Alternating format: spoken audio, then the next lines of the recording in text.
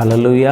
கர்த்தர் நல்லவர். இந்த காலை நேரத்தில் உங்களோடு கூட வேத தியானத்தில் பங்கு பெறும்படியாய் கர்த்தர் கொடுத்த நல்ல கிருபைக்காய் கர்த்தருக்கு நன்றி செலுத்துகிறேன்.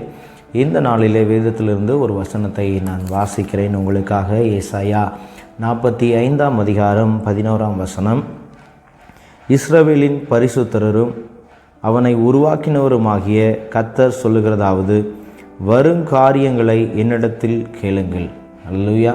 இந்த வருடம் முழுவதும் கர்த்தர் நம்ம எப்படி நடத்துவார், இந்த வருஷம் எப்படி இருக்கும் எனக்கு அப்படின்னு சொல்லி ஒருவேளை நீங்கள் யோசித்து கொண்டிருக்கலாம். போன வருஷம் எத்தனையோ இழப்புகள், எத்தனையோ போராட்டங்கள், எத்தனையோ தேவைகள், எத்தனையோ கடினமான சூழ்நிலைமைகளை சந்தித்த நீங்கள் இந்த வருடம் எப்படி இருக்கும், இந்த வருடம் எப்படி கர்த்தர் என்ன நடத்துவார் அப்படின்னு சொல்லி ஒருவேளை நீங்கள் யோசித்து கொண்டிருக்கலாம். கர்த்தர் உங்களுக்காக இந்த வார்த்தையை கொடுக்கிறார். வரும் காரியங்களை என்னிடத்தில் கேளுங்கள். நீங்கள் ஒவ்வொரு நாளும் ஆண்டவருடைய சமூகத்தில் நீங்கள் ஜெபித்து, ஆண்டவரே இந்த வருடத்தில் நீர் எப்படி என்னை ஆண்டவரே தகப்பனை உபயோகிக்க போகிறீர், பயன்படுத்த போகிறீர், எப்படி ஆண்டு தகப்பனை என்னை வழிநடத்த போகிறீர், என் பிள்ளைகளை எப்படி வழிநடத்த போகிறீர், எப்படி ஆண்டவரை ஆசீர்வதிக்க போகிறீர் என்று எல்லா காரியங்களையும் நீங்கள் கர்த்தரிடத்தில் கேட்கும்போது, ஜெபத்தில் கேட்கும்போது அவர் உங்களுக்கு வெளிப்படுத்துகிறவராக இருக்கிறார். இன்றைக்கி எதிர்காலத்தை குறித்து எத்தனையோ பேர் மக்கள் மனிதர்களிடத்தில் போய் நின்று, என் பிள்ளைக்கு திருமணம் ஆகுமா, ஏன்னா என் பிள்ளைக்கு குழந்தை பிறக்குமான்னு சொல்லி எத்தனையோ பேர் மனிதர்களிடத்தில் ஜோசியம் பார்த்து அவங்களுடைய எதிர்காலங்களை தீர்மானிக்கிறார்கள். ஆனால் வேதம் சொல்லுகிறது, உங்களுடைய எதிர்காலங்கள் யாருக்கு தெரியும் என்று சொன்னால், உங்கள் பிள்ளைகளுடைய எதிர்காலங்கள் யாருக்கு தெரியும் என்று சொன்னால் கர்த்தருக்கு மட்டும்தான் தெரியும்.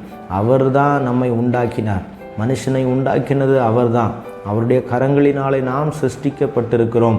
அப்போ உங்களுடைய எதிர்காலங்கள், என்னுடைய எதிர்காலங்கள் யாருடைய கரத்தில் இருக்குது அப்படின்னு சொன்னால் கர்த்தருடைய கரத்தில் இருக்குது. நம்ம வேறு எங்கேயும் போய் உங்கள் எதிர்காலங்களை குறித்து, உங்கள் வேலைகளை குறித்து, உங்களுடைய ஆசீர்வாதங்களுக்காக நீங்கள் எந்த மனுஷனிடத்துலையும் போய் நிற்க வேண்டியதில்லை. கர்த்தர் ஒரு நல்ல வாய்ப்பை, தருணத்தை நமக்கு கொடுத்திருக்கிறார். என்னிடத்தில் கேளுங்கள், வருங்காரியங்களை குறித்து என்னிடத்தில் கேளுங்கள் என்று சொல்லியிருக்கிறார்.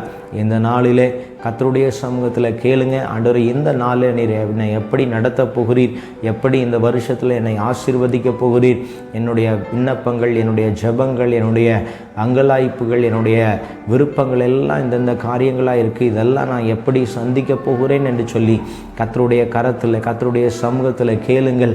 அவர் உங்களுக்கு வெளிப்படுத்துகிறவராக இருக்கிறார். ஆண்டவர் ஒரு நாளும் பொய் சொல்ல அவர் மனுஷன் அல்ல. அவர் என்ன நடக்குமோ, என்ன சம்பவிக்குமோ, எந்த பாதையோ அந்த பாதைகளை நமக்கு வெளிப்படுத்துகிறவராக இருக்கிறார். அந்த ஆபத்துகளை நமக்கு முன்கூட்டியே வெளிப்படுத்தி அதிலிருந்து தப்புவித்து காத்து வழிநடத்துகிறவராக இருக்கிறார். மத்தேயு 2 அதிகாரத்தில் பார்க்கும்போது, ஏரோது ராஜாவின் நாட்களில் யூதேயாவிலுள்ள பெத்லகேமிலே இயேசு பிறந்த பொழுது, ஏரோது ராஜாவுடைய நாட்களில் இயேசு பிறக்கிறார். இயேசுவை காண சாஸ்திரிகள், அவர்களுக்கு தேவ தூதர்களால் அடையாளம் காணப்படுகிறது, நட்சத்திரம் வழிநடத்துகிறது.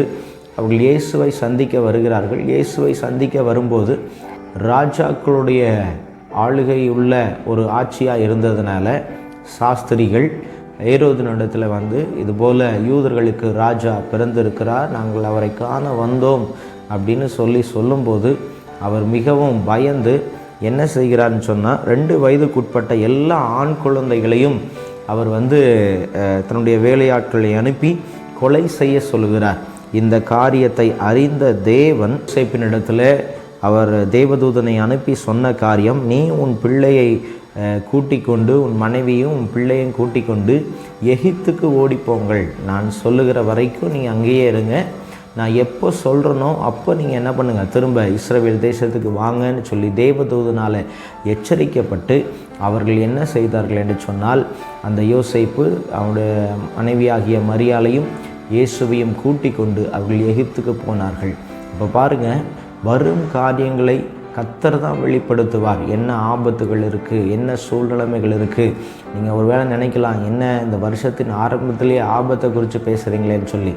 ஆபத்துகள், உலகத்தில் உபத்திரவங்கள் உண்டு. ஆனாலும் நாம் அதில் எப்படி தப்பித்து நடக்க வேண்டும், அதில் நாம் எப்படி பாதுகாப்பாக இருக்க வேண்டும் என்பதை கர்த்தரிடத்தில் தான் நாம் கேட்டு பெற்றுக்கொள்ள முடியும். அப்படி ஆண்டவருடைய சமூகத்தில் நாம் கேட்கும்போது அவர் நமக்கு வெளிப்படுத்துகிறவராக இருக்கிறார். அவரே சொல்லியிருக்கிறார், வரும் காரியங்களை என்னிடத்தில் கேளுங்கள் என்று சொல்லி. உங்களுடைய குடும்பங்களை குறித்து, உங்களுடைய பிள்ளைகளை குறித்திருக்கிற எல்லா அங்கலாய்ப்புகளையும் ஆண்டவருடைய சமூகத்தில் தெரியப்படுத்துங்கள், ஜெபியுங்கள். கர்த்தர் நிச்சயமாய் வரும் காரியங்களை உங்களுக்கு வெளிப்படுத்துவார். அவர் சொப்பனங்கள் மூலியமாய், தரிசனங்கள் மூலியமாய் உங்களுக்கு வெளிப்படுத்துகிறவராக இருக்கிறார். ஒருவேளை ஊழியம் செய்கிறவர்கள் நீங்கள் எப்படி ஆண்டவருடைய ஊழியத்தை எப்படி செய்ய வேண்டும் என்கிற காரியங்களை கர்த்தர் கற்றுக் கொடுக்கிறவராக இருக்கிறார். புதிய இடங்களில் எப்படி கர்த்தருடைய ஊழியத்தை செய்வது, புதிய தரிசனங்களை எப்படி ஆண்டவர்கிட்ட கேட்டு அதை நடப்பிப்பது என்கிற எல்லா காரியங்களையும் அவர் உங்களுக்கு வெளிப்படுத்துகிறவராக இருக்கிறார். வரும் காரியங்கள் நிச்சயமாய் உங்களுக்கு வெளிப்படுத்தப்படும். உங்களை கர்த்தர் ஆசீர்வதிப்பார், உங்களை ஆபத்திலிருந்து தப்புவிப்பார். உங்களுக்கு தேவையான சகல காரியங்களையும் இந்த வருஷத்தில் அவர் உங்களுக்கு கொடுத்து உங்களை மேன்மைப்படுத்துவார். நம்பிக்கையோடு கூட இருங்க. கர்த்தர் நிச்சயமாய் உங்களை ஆசீர்வதிப்பாராக. தொடர்ந்து இந்த சாமுவேல் ராஜ்குமார் ஈரோடு என்கிற யூடியூப் சேனல் மூலியமாய் வருகிற இந்த வார்த்தைகளை நீங்கள் கேட்டு ஆசீர்வாதம் பெறுங்கள் என்று சொல்லி உங்களை வாழ்த்துகிறேன். இதை மற்றவர்களுக்கும் தெரியப்படுத்துங்கள். கர்த்தர் தாமே உங்களை ஆசீர்வதிப்பாராக. நாம் ஜெபிக்கலாம். எங்களை அளவுக்கு அதிகமாக நேசிக்கிற எங்கள் பரலோகத்தின் பிதாவே, இந்த நல்ல ராஜா தகப்பனே, இந்த காலை நேரத்துக்காக நன்றியோடு துதிக்கிறோம். கர்த்தர் தாமே ஆண்டவரே எமக்கு ஸ்தோத்திரம். இந்த வார்த்தையை கேட்ட பிள்ளைகளை கர்த்தர் ஆசீர்வதிப்பீராக. பிள்ளைகளுடைய வாழ்க்கையில், குடும்பங்களில் வரும் காரியங்களை கர்த்தர் நீர் ஆண்டவரே பிள்ளைகளுக்கு வெளிப்படுத்தும்படியாக ஜெபிக்கிறோம். இந்த வருஷம் பிள்ளைகள் சமாதானமாய் வாழ, எல்லா நிறைவோடு கூட, எல்லா ஆண்டு தகப்பனை ஆசீர்வாதத்தோடு கூட வாழ கர்த்தர் அனுக்கிரகம் பாராட்டும்படியாக ஜெபிக்கிறோம்.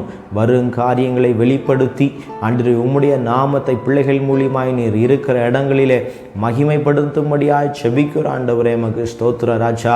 ஒவ்வொருவரும் ஜெபத்தில் அமர்ந்திருக்கும் போது, ஜெபத்தில் காத்திருக்கும் போது அன்று தகப்பனை ராஜா பிள்ளைகளை கொண்டு நீர் இந்த தேசத்தில், இந்த பகுதியில், இந்த பட்டணங்களிலே, அவர்கள் வசிக்கிற இடங்களிலே என்ன செய்ய போகிறீர் என்பதை அவர்கள் மேலே வைத்திருக்கிற நோக்கங்களையும் திட்டங்களையும் கர்த்தர் வெளிப்படுத்துவீராக.